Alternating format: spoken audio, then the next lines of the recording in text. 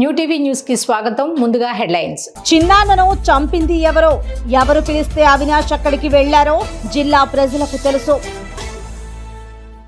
వైఎస్ఆర్ ను బండబూతులు తిట్టిన బొత్స జగన్ కు తండ్రి సమానులు ఎలా అవుతారు? పవన్ కళ్యాణ్ కు జగన్ కు అస్సలు పోలిక ఉందా? చంద్రబాబు వ్యాఖ్యలు.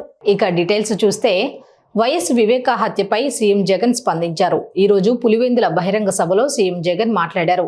చిన్నాన్నను చంపింది ఎవరో, ఎవరు పిలిస్తే అవినాష్ అక్కడికి వెళ్లారో జిల్లా ప్రజలకు తెలుసు.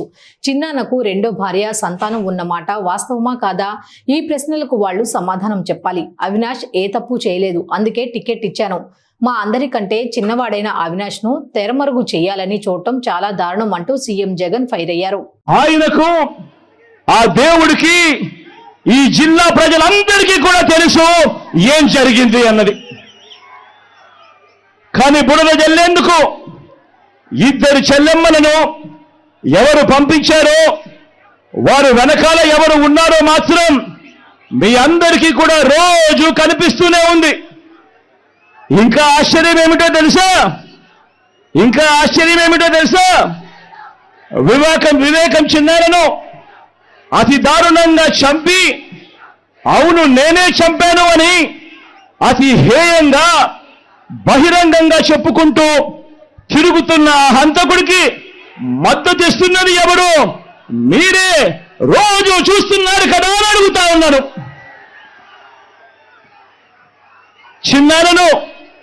చిన్నారను అన్యాయంగా ఎమ్మెల్సీ ఎన్నికల్లో ఓడించిన వారితోనే, సంఖ్యాబలం లేకపోయినా కూడా ప్రలోభాలతో, అధికార బలంతో ఓడించిన వారితోనే ఈరోజు చట్టా పట్టాలు వేసుకొని తిరుగుతా ఉన్నారు అనంటే దానికి అర్థమేమిటి అని చెప్పి ఈ సందర్భంగా అడుగుతా ఉన్నా.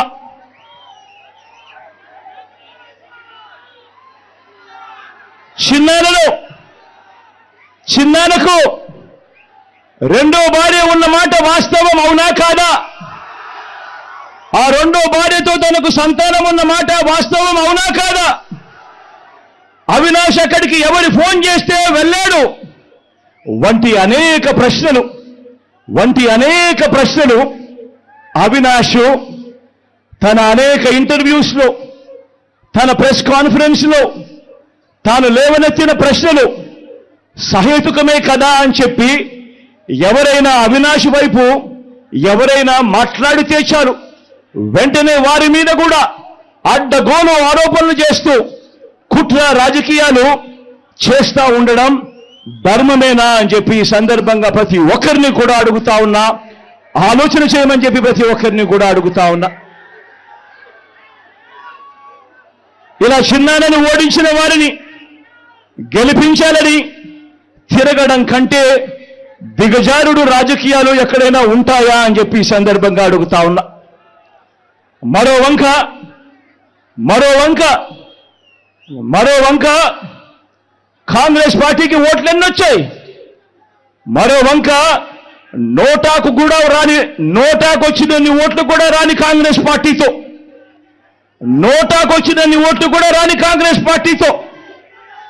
రాష్ట్రాన్ని విడగొట్టిన కాంగ్రెస్ పార్టీతో, ప్రత్యేక హోదాను విభజన చట్టంలో చేర్చకుండా రాష్ట్రాన్ని దుర్మార్గంగా విడగొట్టి రాష్ట్రానికి అన్యాయం చేసిన ఆ కాంగ్రెస్ పార్టీలో చేరి వైఎస్ఆర్ గారి పేరును ఆయన చనిపోయిన తర్వాత ఛార్జ్షీట్లో పెట్టిన ఆ కాంగ్రెస్ పార్టీకి మొత్తంగా వైఎస్ఆర్ గారి పేరునే తుడిచివేయాలని, కనబడకుండా చేయాలని ప్రయత్నిస్తున్న వారికి ఓటు వేయటము అనంటే దానివల్ల ఎవరికి లాభము అన్నది ప్రతి ఒక్కరూ కూడా ఆలోచన చేయమని కోరుతా ఉన్నా. అటువంటి కాంగ్రెస్ పార్టీకి ఓటు వేస్తే, మన ఓట్లు చీలిస్తే వచ్చే లాభం బాబుకు, బీజేపీ కూటమికి కాదా అని అడుగుతా ఉన్నాను. ఈ సందర్భంలో నేను ప్రతి ఒక్కరూ కూడా ఆలోచన చేయమని కోరుతా ఉన్నా. ఇదంతా కూడా మన ఓట్లను విడగొట్టి వాళ్ళను గెలిపించాలనే ప్రయత్నం కాదా అని అడుగుతా ఉన్నాను ఈ సందర్భంగా. రేపల్లిలో జరిగిన బహిరంగ సభలో వైఎస్ షర్మిల మాట్లాడుతూ అసెంబ్లీలో ఆన్ రికార్డ్ వైఎస్ఆర్ తాగుబోతు అని తిట్టాడు బొత్స సత్యనారాయణ. వైఎస్ఆర్ ని విజయమ్మ చంపించింది అన్నాడు. వైఎస్ఆర్ ను బండబూతులు తిట్టిన బొత్స జగన్ కి తండ్రి సమానులనటం, ఆయన కోసం పాదయాత్రలు చేసిన వాళ్లు, గొడ్డలి పోటుకి గురైన వాళ్లు జగన్ కి ఏమీ కారు. రోజా, విడుదల రజని వీరంతా కూడా వైఎస్ఆర్ ను తిట్టిన వారే. జగన్ వారికే వైసీపీలో పెద్దపీట వేశారు అని విమర్శించారు. జగన్మోహన్ రెడ్డి గారు ఈరోజు పొద్దున న్యూస్లో చూస్తే వాళ్ళు చెప్తున్న మాట, బొత్స సత్యనారాయణ అనే ఆయనను పక్కన నిలబెట్టుకొని నాకు తండ్రి లాంటి వాడు, ఓట్లేయండి అని అడుగుతున్నారు. మీ సమక్షంలో అడుగుతున్నాం. బొత్స సత్యనారాయణ గారు జగన్మోహన్ రెడ్డి గారికి తండ్రి సమానులట. తండ్రి సమానులట. ఏ బొత్స సత్యనారాయణ?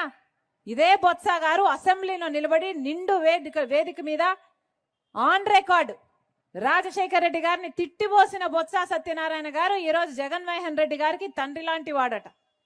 ఇదే బొత్స గారు రాజశేఖర రెడ్డి గారిని తాగుబోతు అని తిట్టారు. ఇదే బొత్స గారు జగన్మోహన్ రెడ్డి గారికి ఉరిశిక్ష వేయాలి అన్నాడు. జగన్మోహన్ రెడ్డి గారు బినామీలు అన్నారు. ఎన్ని మాటలు అన్నాడు. ఆఖరికి విజయమ్మను కూడా, విజయలక్ష్మి గారిని కూడా, రాజశేఖర రెడ్డి గారి భార్యను కూడా అవమానించిన వాడు బొత్స సత్యనారాయణ గారు. ఈరోజు అలాంటి బొత్స గారు జగన్మోహన్ రెడ్డి గారికి నానయ్యారంట. తండ్రి లాంటి, తండ్రితో సమానమయ్యారంట. అసలు ఈరోజు జగన్మోహన్ రెడ్డి గారి కేబినెట్ లో రాజశేఖర్ రెడ్డి గారిని అనుసరించే వాళ్ళు ఉన్నారా అన్నా? ఉన్నారా ఎవరైనా? పెద్దిరెడ్డి రామచంద్రారెడ్డి తిట్టిన వాడే. ఇంకెవరు? విడుదల రజనీ తిట్టినావిడే. అందరూ ఆర్కే రోజా, ఎవరైనా సరే రాజశేఖర్ రెడ్డి గారిని తిట్టిన వాళ్ళందరికీ ఈరోజు జగన్మోహన్ రెడ్డి గారు పెద్దపీట వేశారు. వీళ్ళందరూ తండ్రులంట, ఈయనకు అక్కలంట, ఈయనకు చెల్లెళ్ళంట. మరి నిజంగా నిలబడిన వాళ్ళంతా ఏం చేశారు? జగన్మోహన్ రెడ్డి గారు నిజంగానే నిలబడిన వాళ్ళు, ఆయన కోసం పాదయాత్రలు చేసిన వాళ్ళు ఏమీ గారు, ఆయన కోసం పనిచేసి గొడ్డలి వేట్లకు బలైపోయిన వాళ్ళు ఈయనకు ఏమీ గారు. ఈరోజు అందరినీ ఇలాంటి వాళ్ళను పక్కన పెట్టుకొని తిరుగుతున్నారు జగన్మోహన్ రెడ్డి గారు. వైఎస్ఆర్ సిపి అన్న పార్టీ పేరులో అసలు వైఎస్ఆర్ గారు ఉన్నారా అన్నా? వైఎస్ఆర్ గారు ఉన్నారా? వైఎస్ఆర్ గారు ఎప్పుడో పోయారు. ఈ రోజున్నది వై అంటే వైవి సుబ్బారెడ్డి, ఎస్ అంటే సాయిరెడ్డి, ఆర్ అంటే సజ్జల రామకృష్ణారెడ్డి. వీళ్ళే మిగిలారు కదా. ఎక్కడున్నారు? వైఎస్ఆర్ గారు ఉన్నారా? వీళ్ళ రాజశేఖర రెడ్డి గారి ఆశయాలను నిలబెట్టేది. రాజశేఖర రెడ్డి గారు రైతుల్ని నెత్తిన పెట్టుకున్నాడు కదా. మరి జగన్మోహన్ రెడ్డి గారు ఏం చేశారు?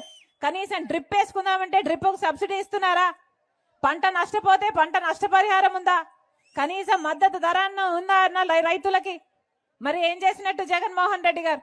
పవన్ కళ్యాణ్ కు జగన్ కు అసలు పోలిక ఉందా అని టీడీపీ అధినేత నారా చంద్రబాబు నాయుడు ప్రశ్నించారు. విజయనగరం జిల్లా నెల్లిమర్ల నియోజకవర్గంలో పవన్ కళ్యాణ్ తో కలిసి ఎన్నికల ప్రచారం నిర్వహించారు.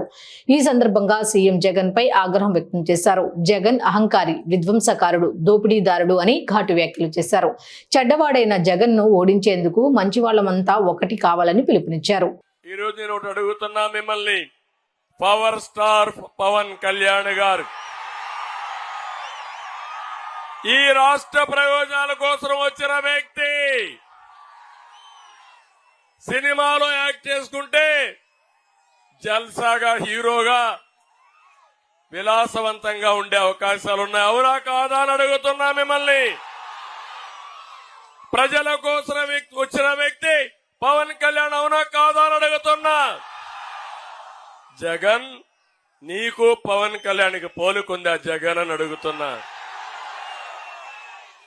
తండ్రిని అడ్డం పెట్టుకొని అవినీతి చేసి జైలుకు పోయి వచ్చిన వ్యక్తి నువ్వు. ప్రజల కోసం నిస్వార్థంగా రోడ్డెక్కి నువ్వు తిట్టిన బుల్లెట్ మారిగా ముందుకు పోతాను గాని ఎన్నికి తిరిగి చూడనని మీకోసం పనిచేస్తున్న వ్యక్తి పవన్ కళ్యాణ్ గారు అని చెప్పి నేను మీకు తెలియజేస్తున్నా. మీరు చూశారు పవన్ కళ్యాణ్ గారు జగన్ దగ్గర తిట్టించుకోవాలన్న తమ్ముళ్ళు. 44 సంవత్సరాల అనుభవం ఉండే నేను ఈ సైకో దగ్గర తిట్టించుకోవాలని అడుగుతున్నా. ఇతను ఒక అహంకారి, విధ్వంసకారుడు, దోపిడీదారుడు. అడ్డం వస్తే ఎవరిని వదిలిపెట్టాడు. కానీ మేమిద్దరం మాత్రం ఇతన్ని చిత్తుగా ఓడించి ఆ పార్టీని భూస్థాపితం చేసే వరకు వదిలిపెట్టవని ఈ నెల్లిమర్ల సభలో శపథం చేస్తున్నానని చెప్పి కూడా నేను మీకు తెలియజేస్తున్నా. ఇంకో పక్క ఒక మాట అంటున్నాడు, అందరూ కలిసి వస్తున్నారు, నేను ఏకైకగా వస్తున్నా, నేను సింహలాగా వస్తున్నానని. కానీ తమ్ముళ్ళు అహంకారంతో వస్తున్నావు, అవినీతి డబ్బులతో వస్తున్నావు, ఇంకో పక్క బందిపోటుగా తయారయ్యావు, ఎక్కడికక్కడ దోపిడీ చేస్తున్నావు. నీలాంటి బందిపోట్లని అంతం చేయాలంటే ప్రజలందరూ ఒకటి కావాలనా లేదా తమ్ముళ్ళు అని అడుగుతున్నా. మంచి వాళ్ళందరూ ఒకటి కావాలనా లేదా అని మిమ్మల్ని అడుగుతున్నా. అలాంటి బందిపోటుని ఈ రాష్ట్రం నుంచి తరిమి కొట్టడానికి మీరు సిద్ధమా అని మిమ్మల్ని అడుగుతున్నా. సిద్ధమైతే గట్టిగా చప్పట్లు కూడా చెప్పండి, మేము సిద్ధమని. ఏపీ సీఎం వైఎస్ జగన్మోహన్ రెడ్డిపై జరిగిన రాయిదాడి ఘటనపై జనసేన అధినేత పవన్ కళ్యాణ్ మరోసారి సంచలన వ్యాఖ్యలు చేశారు. జగన్ తలకు గాయం ఘటనను రాష్ట్ర సమస్యగా చిత్రీకరించాలని చూశారన్నారు. రాష్ట్ర ప్రజలు వాస్తవం గ్రహించడంతో వైసీపీ కుట్రలు ఫలించలేదన్నారు. గులకరాయితో ఎవరు కొట్టారో లేదో జగన్ కొట్టించుకున్నారో ప్రజలకే తెలుసన్నారు. జగన్ మాట్లాడితే చిన్న గులకరాయి పెట్టుకొని దానికి పెద్ద ప్లాస్టర్ ఎంచుకున్నాడు, ఎగ్జిబిషన్ చేస్తా ఉన్నాడు. అంటే రామతీర్థంలో రాముల వారి విగ్రహం తల నరికేస్తేనేమో అది గాయం కాదు. కడపలో మీకు తెలిసి ఏం జరిగింది, వారి కుటుంబంలో గొడ్డలు వేటు పడితే అది గాయం కాదు. స్వయాన వాళ్ళ చెల్లెలు అంటా ఉన్నారు, అంటే నీకు ఇంతపాటి తలకి ఇంత గాయం, అది నువ్వు కొట్టుకున్నదో కొట్టించుకున్నదో తెలియదు, కానీ ఆయన మీద గొడ్డలు వేటు పడితేనేమో సమస్య కాదు, కానీ నీ మీద చిన్న రాయి పడితే రాష్ట్రం అంతా సమస్య.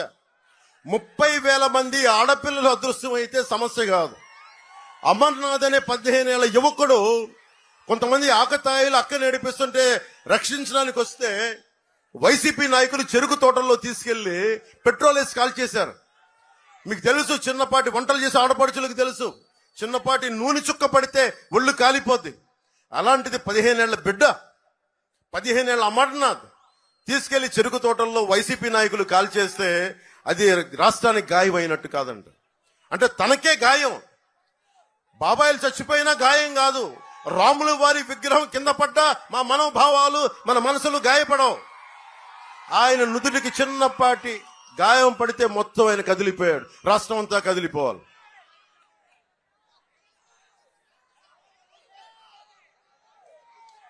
అలాగే ముఖ్యంగా బీసీ ఎస్సీ ఎస్టీ సమాజాలకి చంద్రబాబు గారు చెప్పారు, మేము కూడా దాన్ని ఉద్ఘాటిస్తున్నాం.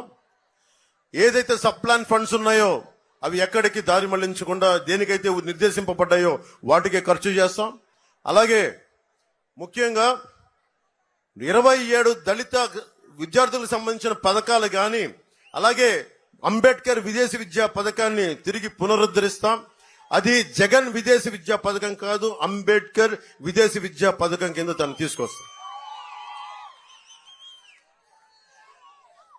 అలాగే తూర్పు కాపు సామాజిక వర్గానికి సంబంధించి ఉత్తరాంధ్రలో కాకుండా ఇతర ప్రాంతాల్లో ఉన్న తూర్పు కాపులు అందరూ కూడా ఇతర ప్రాంతాల్లో ఓబీసీలో చేర్చాలి అన్న డిమాండ్ కేంద్ర ప్రభుత్వం మీద ఉంది. తూర్పు కాపులకి మేము హామీ ఇస్తున్నాం, దాన్ని నేనే తీసుకెళ్లి దాని గురించి ప్రత్యేకంగా మేము మాట్లాడుతాం, చంద్రబాబు గారి దృష్టి కూడా తీసుకొస్తాం. నెల్లిమర్ల లోకం మాధవి గారు ఇక్కడ అమెరికాలో ఉండి విజయనగరం ఆడపడుచు మన బిడ్డ అమెరికాకి వెళ్లి అక్కడ బాగా ఉన్నత విద్యాభ్యాసంతో పాటు పరిశ్రమలు ఇవన్నీ ఐటీ ఇలాంటి ఫార్మ్స్ అన్ని ప్రారంభించి మహిళల విదేశాల్లో ఉన్నత చదువులు పూర్తి చేసుకొని అక్కడే ఉద్యోగం చేసి మన దేశం తిరిగి వచ్చి ఎక్కడో హైదరాబాదో బెంగళూరు వెళ్ళాల వచ్చి మన విజయనగరమే వచ్చారు. మన విజయనగరంకి వచ్చి మిరకిల్ సంస్థ స్థాపించారు. ఇక్కడే కంపెనీ మొదలుపెట్టి కొన్ని వేల మందికి విద్య ఉద్యోగ అవకాశాలు కల్పించారు. 10 సంవత్సరాలుగా దశాబ్దంగా మీతోనే ఉన్నారు. ఎమ్మెల్యే కాకముందు నుంచి అనేక విధాలుగా సేవా కార్యక్రమాలు చేస్తున్నారు. ఆమెకి లోకం మాధవ్ గారికి మరింత సేవ చేయడానికి, మీకు సేవ చేయడానికి, మేము ఉండటానికి ఆవిడ్ని జనసేన పార్టీ నుంచి గాజు గ్లాసు గుర్తు మీద నెల్లిమర్ల ఎమ్మెల్యే అభ్యర్థిగా నిలబడతా ఉన్నారు. మనస్ఫూర్తిగా మీరు మద్దతు ప్రకటించాలి, భారీ మెజారిటీతో గెలిపించాలి మనస్ఫూర్తిగా కోరుకున్నాను.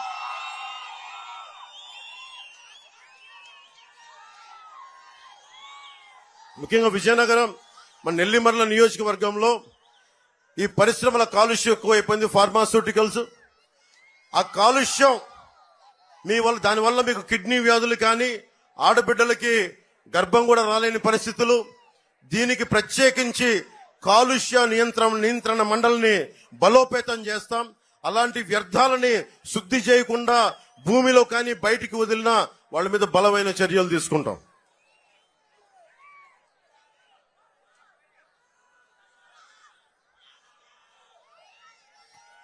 మీకు జగన్ వచ్చి ఒకటి కాదు 2 సార్లు కాదు 9 సార్లు కరెంటు బిల్లు పెంచారు. కరెంటు పట్టుకుంటే కాదు వాడితే కూడా షాక్ కొడతా ఉంది ఈ ప్రభుత్వంలో. ఈ ఒకటే మాట, ఈ వేసవిలో కరెంటు బిల్లులు తగ్గాలి అంటే ఏసీలు ఫ్రిడ్జ్లు ఆపితే సరిపోదు. ఈ మే 13వ తారీఖున ఆ ఫ్యాన్ ని స్విచ్ ఆఫ్ చేసేయండి.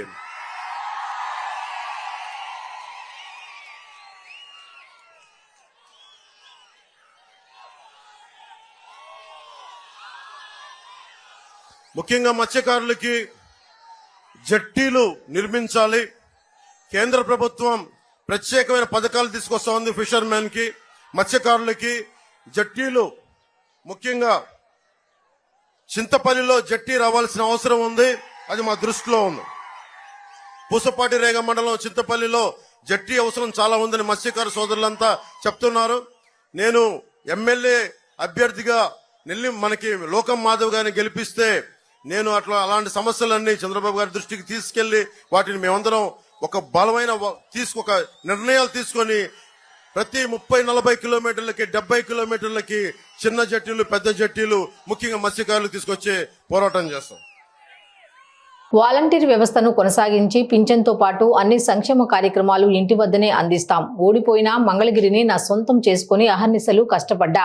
ప్రతిపక్షంలో ఉండి 29 అభివృద్ధి సంక్షేమ కార్యక్రమాలు చేపట్టాం. పేదరికం లేని మంగళగిరిగా తీర్చిదిద్దుతా. అభివృద్ధి సంక్షేమానికి కేర్ ఆఫ్ అడ్రస్ గా మంగళగిరి నియోజకవర్గాన్ని మారుస్తా. తనను ఆశీర్వదించి అత్యధిక మెజారిటీతో గెలిపించాలని లోకేష్ కోరారు. ప్రజలు పడుతున్న కష్టాలను నేరుగా నేను తెలుసుకునే తల్లి. నేను తెలుసుకున్న తర్వాత చంద్రబాబు గారితో పవన్తో చర్చించి బాబు సూపర్ 6 మేనిఫెస్టో రూపొందించాం. దాన్ని అందిందా? అందిన వాళ్ళందరూ చేతులు పెట్టండి. అందుకే అధ్యక్ష పెట్టిన అమ్మా దీంట్లో 6 హామీలు ఇచ్చాం. మొదటి హామీ, మీరు రూపాయి జమ చేర్చి లక్షలు అప్పు చేసి పిల్లల్ని చదివిస్తున్నారు. పిల్లలు చదువుకుని బయటకు వచ్చే సమయానికి ఉద్యోగాలు లేని పరిస్థితి మనందరం చూస్తున్నాం. అందుకే మన ప్రభుత్వ అధికారంలోకి వచ్చిన 5 సంవత్సరాల్లో 20 లక్షల ఉద్యోగాలు కల్పించే బాధ్యత మేము తీసుకుంటాం తల్లి. ప్రతి సంవత్సరం డిఎస్సి నిర్వహిస్తాం. పద్ధతి ప్రకారం ప్రభుత్వ పోస్టులని భర్తీ చేసే బాధ్యత కూడా మేము తీసుకుంటాం తల్లి. ఉద్యోగాలు వచ్చే వరకు 3,000 రూపాయలు నిరుద్యోగ భృతి కూడా మన ప్రభుత్వం అందజేస్తుంది. 18 నుంచి 59 సంవత్సరాల వయసు కలిగిన మహిళలకి ప్రతి నెల 1,500 రూపాయలు ఇస్తాం. అంటే సంవత్సరానికి 18,000, 5 సంవత్సరాల్లో 90,000 రూపాయలు మీ అకౌంట్ లో జమ చేస్తాం. 3వ హామీ, చంద్రబాబు గారు ముఖ్యమంత్రి ఉన్నప్పుడు గ్యాస్ ధర 400 రూపాయలు, ఇప్పుడు అదే గ్యాస్ ధర 1,200 రూపాయలు పెరిగిందండి. అందుకే మిమ్మల్ని ఆదుకునేదానికి, ఆ భారం తగ్గించడానికి ప్రతి ఏడా ప్రతి కుటుంబానికి ఉచితంగా 3 గ్యాస్ సిలిండర్లు మన ప్రభుత్వం ఇస్తుంది. 4వ హామీ, ప్రతి రైతుకి ప్రతి ఏడా 20,000 రూపాయల ఆర్థిక సాయం కూడా చేస్తాం.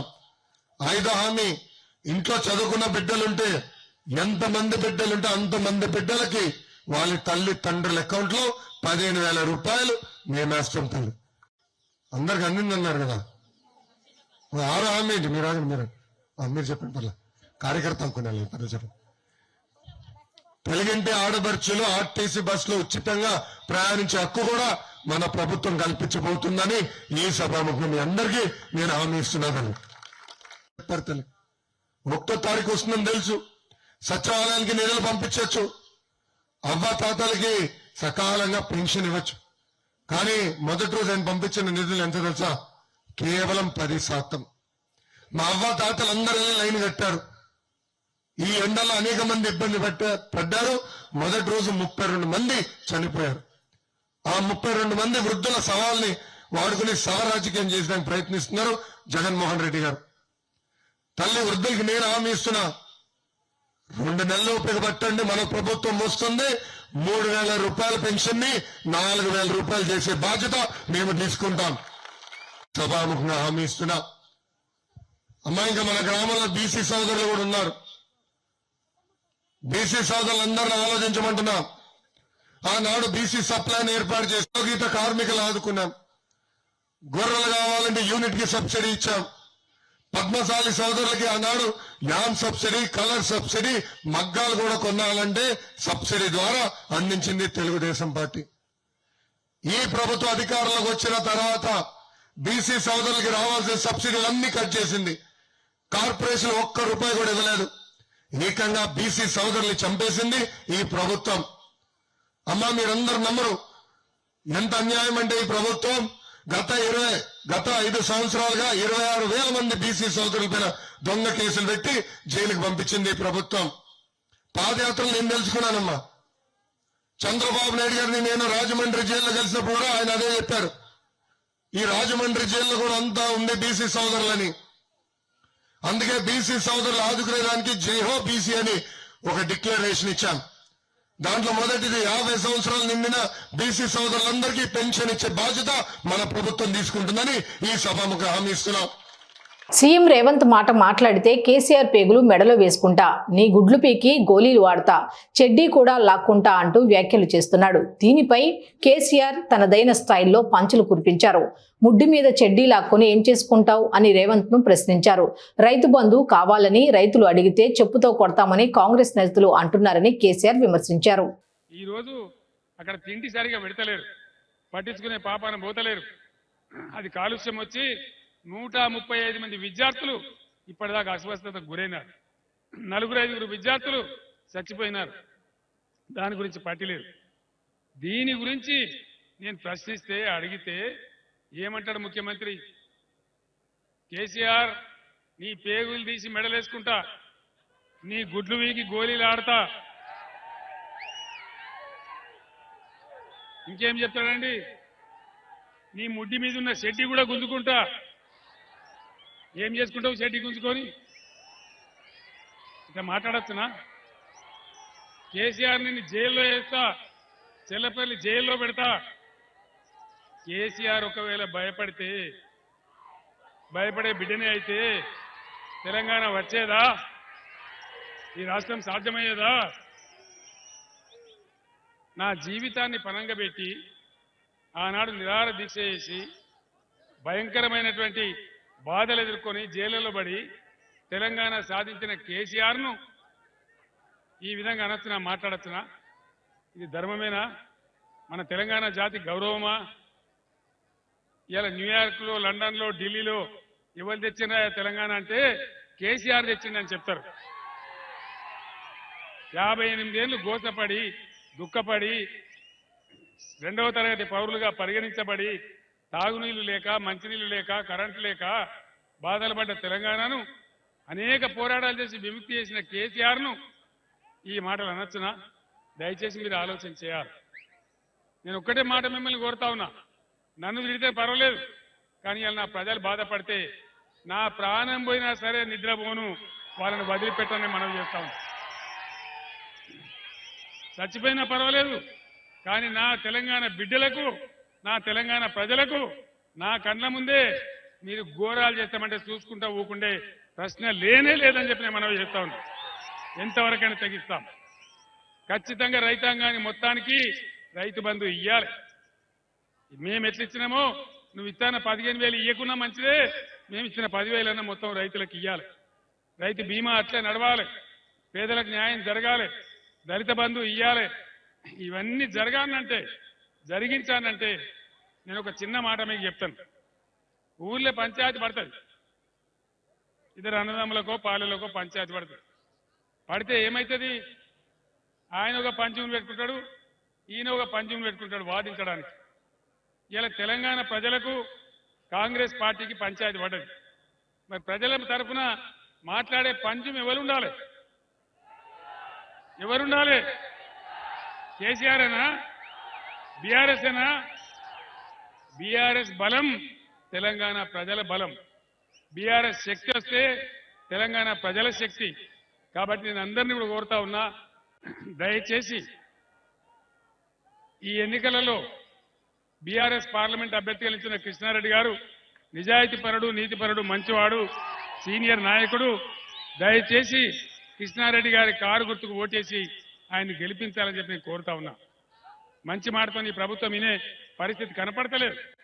కాబట్టి దయచేసి బీఆర్ఎస్ బలంగా ఉంటేనే, పోరాడే పద్ధతిలో ఉంటేనే బ్రహ్మాండంగా మనం వాళ్ళతో కొట్టాడగలుగుతాం, మన హక్కులు నెరవేర్చుకోగలుగుతాం. అందువల్ల మీ అందరినీ కూడా పేరు పేరున నేను కోరుతా ఉన్నా, ఖచ్చితంగా బీఆర్ఎస్ పార్టీని గెలిపించండి. हमारे मुसलमान भाई और बहनों को मैं सलाम करता हूं. आप तमाम लोगों से मैं विनती करता हूं कि इस इलेक्शन में बीआरएस का तायीद कीजिए, बीआरएस के कैंडिडेट को जिताइए और हम आपके साथ थे, आपके साथ है, आगे भी साथ रहेंगे. हम एक सेक्युलर पार्टी है, इसीलिए मैं आप तमाम लोगों से गुजारिश करता हूं कि बीआरएस को पूरी तरीके से समर्थन कीजिए और बीआरएस के जो कृष्णारेड्डी साहब खड़े हो गए पार्लियामेंट के लिए, उनको जिताइए. సోదరులారా, సోదరిమణులారా, ఇంత పొద్దుపోయినా ఇంత రాత్రి అయినా నేను చాలా విషయాలు చెప్పాలని ఉన్నా. మీరు నా కోసం ఇంతసేపు వేచి ఉండి మీ ఓపికకు నేను నిజంగా ఆశ్చర్యపోతా ఉన్నా. ఇంత పెద్ద సంఖ్యలో ఇన్ని వేల మంది మీరు ఇంత ప్రేమ చూపెట్టినారంటే, సూర్యాపేట గడ్డ మీద గులాబీ జెండా ఎగిరినట్టే పార్లమెంట్ ఎలక్షన్లలో. కృష్ణారెడ్డి గారికి సూర్యాపేట నియోజకవర్గం నుంచి 50,000కి తగ్గకుండా మెజార్టీ ఇవ్వాలని నేను మీ అందరిని కూడా కోరుతా ఉన్నా. సూర్యాపేట గెలుపుతోనే, సూర్యాపేట ఓట్లతోనే ఇలా కృష్ణారెడ్డి గారు నల్లగొండ ఎంపీ కావాలని చెప్పి నేను మీ అందరినీ ప్రార్థిస్తా ఉన్నా. మరొక్కసారి ఇంత రాత్రి వరకు కూడా వేచి ఉండి నాకు స్వాగతం చెప్పి బ్రహ్మాండంగా ఈ ఎన్నికలను ముందుకు తీసుకుపోతున్నా నా అన్నదమ్ములకు, అక్క చెల్లెలకు పేరు పేరున ప్రతి ఒక్కరికి ధన్యవాదాలు తెలియజేస్తూ నేను సెలవు తీసుకుంటా ఉన్నా. జై తెలంగాణ, జై తెలంగాణ. కారు గుర్తుకే, కారు గుర్తుకే. ధన్యవాదాలు మీ అందరికీ. మీరందరూ సేఫ్గా ఇళ్లలోకి పోయి జాగ్రత్త రెస్ట్ తీసుకోకండి. జై తెలంగాణ. బీజేపీపై కాంగ్రెస్ ఛార్జిషీట్ను విడుదల చేసింది. గత 10 ఏళ్ల బీజేపీ పాలనపై కాంగ్రెస్ ఛార్జిషీట్ను గాంధీభవన్లో విడుదల చేశారు. నయవంచన, 10 ఏళ్ల మోసం, 100 ఏళ్ల విధ్వంసం, 10 ఏండ్ల కన్నీళ్లను యాదుంచుకుందాం, ప్రజాద్రోహుల పాలనను అంతం చేద్దాం అంటూ ఛార్జిషీట్ను విడుదల చేశారు. నరేంద్ర మోడీ ప్రభుత్వం యొక్క వైఫల్యాల మీద కాంగ్రెస్ పార్టీ తెలంగాణ విడుదల చేస్తున్న ఛార్జ్షీట్ కార్యక్రమంలో ఉప ముఖ్యమంత్రి బట్టి విక్రమార్క గారు, ఏఐసిసి ప్రధాన కార్యదర్శి దీపాదాస్ మున్షి గారు, మిత్రులు కోమటిరెడ్డి వెంకటరెడ్డి గారు, కొండా సురేఖ గారు, మహేష్ గౌడ్ గారు, జగ్గారెడ్డి గారు, రాజ్యసభ సభ్యులు అనిల్ కుమార్ యాదవ్, మిగతా మిత్ర బృందం అంతా ఈరోజు ఈ కార్యక్రమంలో పాల్గొన్నారు. ప్రధానంగా ఒక 2-3 విషయాలు నేను ప్రస్తావించదలుచుకున్న తెలంగాణ ప్రజల ముందు.